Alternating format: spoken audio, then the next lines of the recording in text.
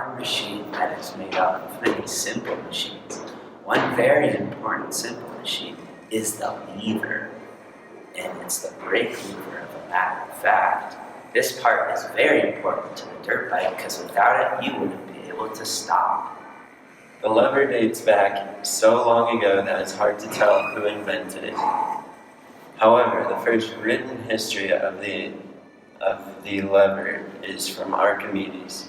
He claims he invented it in the 3rd century BC. Having the use of levers has dramatically made our lives easier and more efficient. By allowing us to lift and more heavy objects with less effort, levers are used for things like lifting a car so we can change a tire. A human alone couldn't lift a car, but the lever makes that possible. The lever uses a fulcrum point to increase the distance that you have to move it, but that reduces the effort needed to lift the object on the other side. The lever is related to work, power, and potential kinetic energy. This is related to work because on a dirt bike it is used to pull the cord that is attached to the brakes. This cord needs a lot of force to pull, so a lever is needed to make it easier. This transfers energy between these two objects. Power is the rate of doing work. In other words, it is the amount of energy consumed per unit time. A lever has power just like any other simple machine, and on the dirt bike the lever is using power when a person is trying to slow down. Kinetic energy. The brake lever in a dirt bike relates to the kinetic energy because in this equation the spring is the energy, and when you use the brake lever it compresses the brake fluid. Then once the brake is let go, the pressure evenly distributes the fluid back into the brake lever, springs back to its primary position, which creates kinetic energy. The kinetic energy is the energy an object has while moving. And there's also elastic potential energy.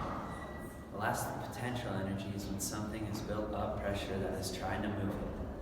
So for the brake lever, when it's pulled in, it has elastic potential energy so it can go back out. Can I see a sample problem? I don't get it.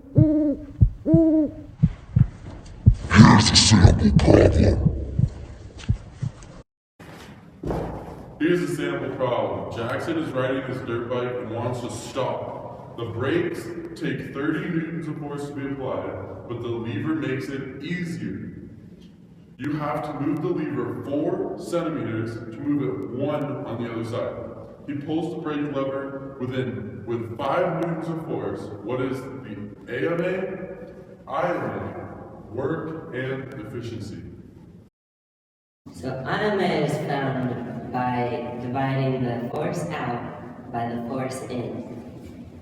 So the AMA for this problem is 30 newtons divided by 5 newtons. So that equals 6.